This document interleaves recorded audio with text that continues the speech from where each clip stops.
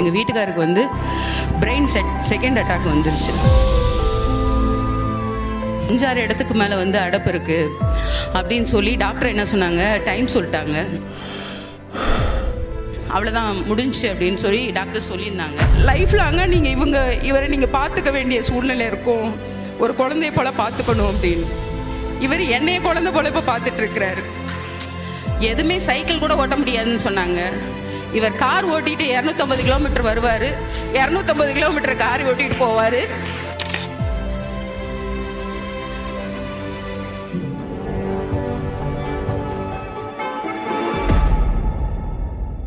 Praise the Lord.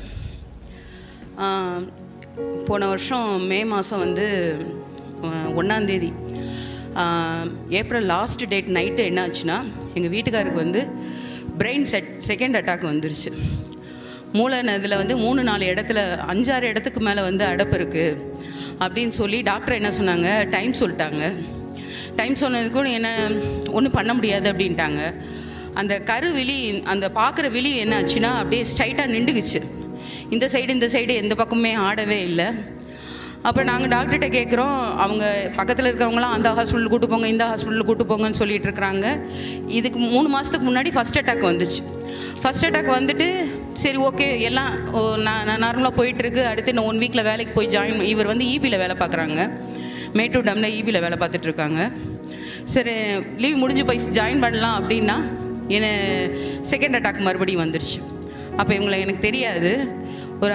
அப்போ ஹாஸ்பிட்டலில் கதறிட்டு அழுதுட்டு யாருமே இல்லை, நானும் எங்கள் மாமியார் மட்டும்தான் இருக்கிறோம். என் பையன் திருச்சியில் படிச்சுட்டு இருக்கிறான், யாருமே கூட இல்லை. ஆவிக்குரிய சகோதரி, அவங்க பேர் பியூலா, அவங்க தான் வந்து சகோதரனை இன்ட்ரடியூஸ் பண்ணி வச்சுருந்தாங்க. அப்போ அவங்க நான் என்ன ப்ரேயர்னாலும் அந்த பொண்ணுகிட்ட தான் சொல்லி ப்ரே பண்ண சொல்லுவேன். அப்போ சொன்னாங்க, அவங்களும் ப்ரே பண்ணிகிட்டு இருக்காங்க, அவங்க ஹஸ்பண்ட் தான் கூட எல்லாம் இருந்தால் எங்களுக்கு ஹெல்ப்லாம் பண்ணாங்க, எல்லாம் பண்ணாங்க. ஒன்றும் முடியல. நைட்டு 12:30க்கு இவருக்கு ஃபோன் பண்ணி பேசுகிறேன், கதறேன். இவர் வந்து, நான் சிஸ்டர் இந்த நியூஸ் எங்களுக்கு முன்னாடியே வந்துருச்சு, நாங்கள் ப்ரேயர் பண்ணிகிட்ருக்கோம், அதனால நீங்கள் எதுவும் இது பண்ணிக்காதீங்க, நல்லதே நடக்கும், நாங்கள் ப்ரேயர் பண்ணிகிட்ருக்கோன்னு சொல்லிட்டு வச்சுட்டாங்க. ஆனால் எனக்கு நம்பிக்கையே இல்லை, என்ன இப்படி சொல்கிறாங்க அப்படின்ட்டு. காலையில் மறுபடியும் எல்லோரும் குழப்புறாங்க, அங்கே கூட்டிகிட்டு போங்க, இந்த ஹாஸ்பிட்டலில் கூப்பிட்டு போங்க, அப்பளவுக்கு போங்க, என்னென்னமோ சொல்லிகிட்டு இருந்தாங்க. அப்போ எனக்கு என்ன செய்கிறது ஒன்றுமே புரியல. யாருமே கரெக்டான ஆலோசனை எனக்கு ஒன்றும் கொடுக்கல. அப்போ வந்து கரெக்டாக இவர்கிட்ட கேட்குறேன். இவர் உடனே ஒன்று சிஸ்டர் ஒரு 5 நிமிஷம் இருங்கன்னு சொல்லிட்டு ப்ரேயர் பண்ணிவிட்டு மறுபடியும் என்னை கூப்பிட்டு சொன்னாங்க, நீங்கள் இந்த ஹாஸ்பிட்டலில் வச்சுக்காதீங்க, நாங்கள் திண்டுக்கல்ல ராஜராஜேஸ்வரியில் வச்சுருந்தோம், இந்த ஹாஸ்பிட்டலில் வச்சுருக்காதீங்க, எந்த ஹாஸ்பிட்டலில் உங்களுக்கு கூப்பிட்டாங்களோ அதே ஹாஸ்பிட்டலில் வந்து நீங்கள் கூட்டிகிட்டு போயிருங்க, எவ்வளோ சீக்கிரம் முடியுமோ அவ்வளோ சீக்கிரம் கூட்டிகிட்டு போயிருங்க அப்படின்னாங்க. அவ்வளோ அங்கே போயிட்டு அந்த டாக்டர் அட்மிட் பண்ணுறதுக்கு அவ்வளோ யோசிக்கிறார். எப்படிமா இது வந்துச்சு, இது வரதுக்கு வாய்ப்பே இல்லையே, எப்படி வந்துச்சுன்னு எங்களை கேட்டுட்ருக்காரு. நாங்கள் ஒன்றுமே செய்யாமல் அமைதியாக நான் அழுதுகிட்டே நின்றுட்டுருக்கேன், இன்னும் பேச முடியல. அப்புறம் டாக்டர் சும்மா ஒரு ஓரலாக அட்மிட் பண்ணி சும்மா ட்ரிப்ஸ் மட்டும் ஏற்றிட்டு இருக்காங்க, எந்த ட்ரீட்மெண்ட் பண்ணலை. நான் இன்றைக்கி 1ஆம் தேதி எங்களுக்கு வந்து வாக்குத்தத்த ஆராதனை ஜூமில் நடக்கும். அப்போ வந்து அந்த சிஸ்டர் தான் சொன்னாங்க, நீங்கள் ஓப்பன் பண்ணி பாருங்கள் சிஸ்டர்னு சொல்லி பார்க்குறப்ப நான் ஒரு 8:30க்கு மேலே தான் அட்டன் பண்ணேன். பண்ணிகிட்டு இருக்கிறப்ப இவர் ப்ரேயர் பண்ணிகிட்டு இருந்தாங்க. அப்போ சிஸ்டர் நீங்கள் வந்து அந்த ஃபோனை கொண்டுட்டு போய் உங்கள் வீட்டுக்கார் முன்னாடி வைங்க அப்படின்னு சொன்னாங்க. அப்போ சரின்னு சொல்லிட்டு அவர் முன்னாடி போய் நான் ஃபோனை வச்சிட்ருக்கேன். அது என்னென்னா, அது ஒரு குறிப்பிட்ட டயத்துக்கு மேலே போயிடுச்சுன்னா அந்த நரம்பு வந்து கட்டாகி மூளை நரம்பு இதெல்லாம் இதடாயிரும், அவ்வளோதான் முடிஞ்சு அப்படின்னு சொல்லி டாக்டர் சொல்லியிருந்தாங்க. சிஸ்டர் அமுதா ஹாஸ்பிட்டல் இருக்கிறீங்களா? அதான் உங்க ஹஸ்பண்டா? ஜீசஸ். எல்லாரும் உங்க கரங்களை நீட்டுவீங்களா? உங்க ஸ்கிரீன்ல கை வைப்பீங்களா எல்லாரும் ப்ளீஸ்? டாக்டர்ஸ் கைவிட்டாலும் கர்த்தர் கைவிட மாட்டார். ஆமென். டாக்டர்ஸ் கிரிட்டிக்கல் சொன்னா அது ஆண்டவருக்கு ரொம்ப ஈஸி. ஆண்டவரே, பிரதர் ஸ்ரீனிவாசனுக்காக நான் ஜெபிக்கிறேன். இப்பொழுதே கர்த்தருடைய சுகமளிக்கிற ஒரு கரம் இந்த மகனை நிரப்பட்டும். I cancel every angel of death. மரணத்தின் தூதனை நான் இயேசுவின் நாமத்தில் rebuke பண்ணி ஜெபிக்கிறேன். I bind the angel of death in his life.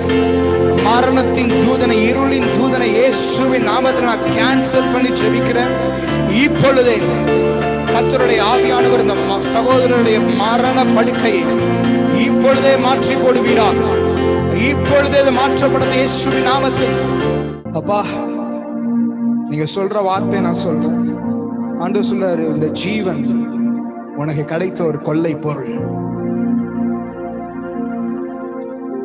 நீர் ஜீவனை தந்ததும் அல்லாமல் தயையை பாராட்டினீன்னு ஆண்டவர் தாவீது சொல்றது போல நீங்க சீக்கிரமா சொல்லுவீங்க, என் கணவருக்கு கர்த்தர் ஜீவனை தந்ததும் அல்லாமல் தயையை பாராட்டி இருக்கிறார். ஆண்டவர் உங்க கணவருடைய ஹெல்த் அன்னைக்கு ரெஸ்டோர் பண்றாரு. சகோதரி, அவருக்கு இருக்கிற அந்த சுகவீனம் அவரை நீங்கிறது. சுகங்கள், இழந்த சுகம் திரும்ப கிடைக்கணும். நான் உன் ஜீவனை தந்ததும் அல்லாமல் உனக்கு தயை பாராட்டி இருக்கிறேன். நான் இயேசுவின் நாமத்தில் சொல்றேன், கர்த்தர் உங்க குடும்பத்துக்கு விரோதமாய் நேற்று ராத்திரி நீங்க காலைல நீங்க கேட்டீங்க சிஸ்டர், ஆண்டவர் என்ன சொன்னாரு, என்ன சொன்னாருன்னு கேட்டீங்க. நான் உங்கள்ட்ட அந்த விஷயத்த சொல்லல, பட் இன்னைக்கு சொல்றேன், உங்க குடும்பத்துக்கு விரோதமாய் இருந்த அந்த மரணத்தின் தூதன் முழுவதுமா சங்கரிக்கப்பட்டான்.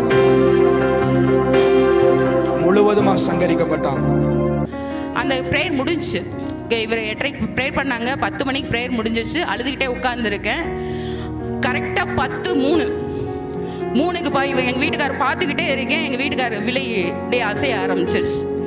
நல்லா அசையுது. கர்த்தருக்கு ஸ்தோத்திரம். அசையுது. நான் ரூம்குள்ளே நான் பாட்டு கத்துறேன், எசப்பா எசப்பா எசப்பான்னு கத்திக்கிட்டே இருக்கேன்.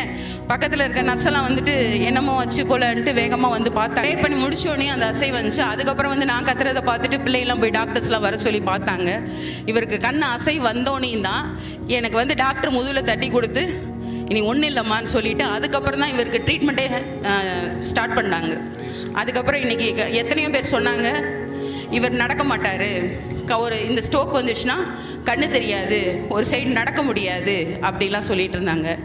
கர்த்தர் கிருபையா இன்னைக்கு இவர் ஆரோக்கியமாக இருக்கிறாரு. இன்னொன்று, நாங்கள் சேலம் மேட்டூர் டேமில் வேலை பார்க்குறோம். எதுவுமே சைக்கிள் கூட ஓட்ட முடியாதுன்னு சொன்னாங்க. இவர் கார் ஓட்டிகிட்டு 250 கிலோமீட்டர் வருவார், 250 கிலோமீட்டர் கார் ஓட்டிகிட்டு போவார்.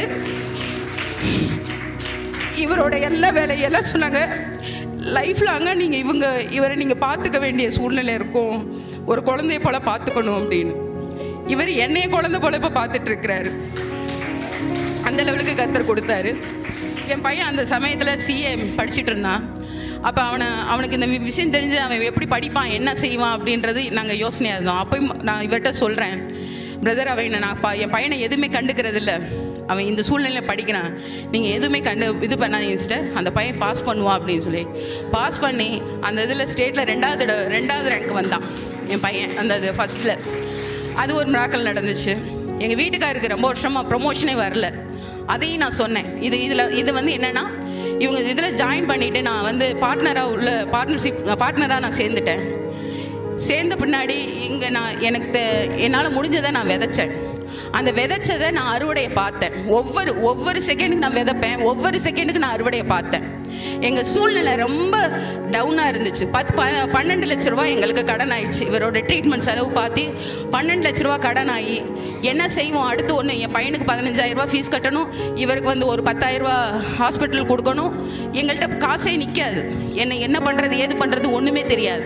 ஆனாலும் நான் விசுவாசத்தோடு நான் விதைச்ச ஒரு மாதத்தில் என்ன ஒரு 6 மாதம் நடந்துட்டு இருந்துச்சு. அப்போ என்ன நடந்துச்சு அப்படின்னா, எங்களோட லேண்ட் ஒன்று நாங்கள் வாங்கினது எங்களுக்கே ஞாபகம் இல்லை.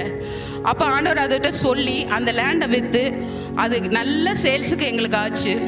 அது எல்லா கடனையும் அடைச்சிட்டு என்னோடய ஜுவல்ஸெல்லாம் அடை வச்சிடணும், எல்லாத்தையுமே திருப்பிட்டு என் பையனுக்கு வந்து 2.5 லட்ச ரூபா வண்டி வாங்கி கொடுக்கறதுக்கு ஆண்டவர் உதவி செஞ்சார். அது ஒரு அற்புதம் செஞ்சார்.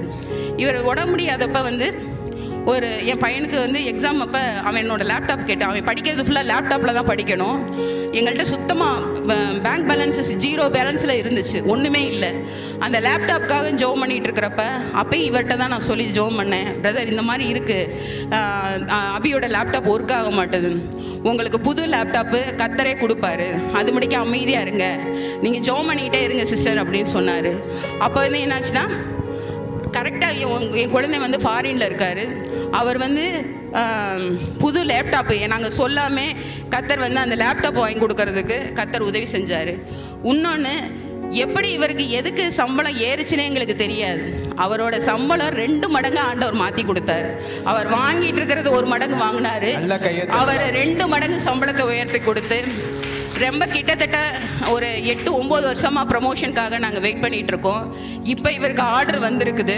அந்த ப்ரமோஷன் இந்த மந்த்துக்குள்ளே வந்துடும் நான் விசுவாசிக்கிறேன். ப்ரமோஷன் ஆர்டர் வந்துருச்சு. இவர் நம்பர் அந்த லிஸ்ட்டில் இருக்குது. அடுத்து கர்த்தர் அந்த அற்புதத்தை செய்ய போகிறார். Thank you so much.